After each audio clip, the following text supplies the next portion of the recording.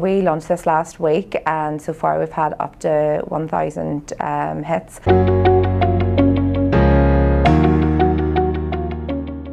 The website itself is very easy to use. It's called Young People NI. Anybody can go on, and there's different subheadings. So if maybe someone's having a problem with eating, or if they're having problems with bullying or drugs and alcohol, those sections are there, and then they will be able to just link into that, and they can see what services in the community are available.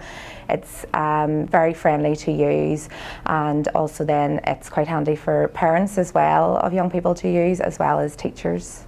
It really all started with a pilot scheme to introduce an assessment tool called the HEADS tool for A&E doctors and nurses to use when adolescents present with possible mental health issues.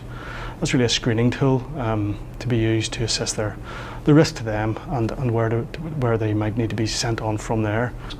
We'd run through a really quick tool just to try and get to the bottom of where the root problem might be. So it's based around their home life, education or employment, activities, so that's perhaps relationships with peers, potentially problems with drugs and alcohol, and then we'll also go into potential problems that they might be having regarding sexuality, issues specifically with suicidality, and also how safe they feel. Discussions about where they can go to find that safety and things like that. And that would begin as a process as which they arrive in the emergency department. We feel that there is a huge amount of information out there, and it's potentially slightly difficult for people to find at this stage. So we felt to bring it back simplistically was to create this website as a sort of central hub where people could visit it if they were having an issue with something in particular, and then be able to find those resources linked from the website.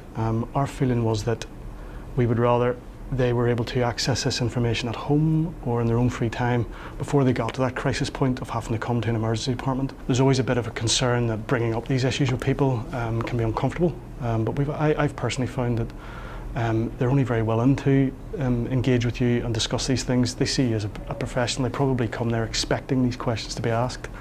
So in my own experience, this has been entirely positive.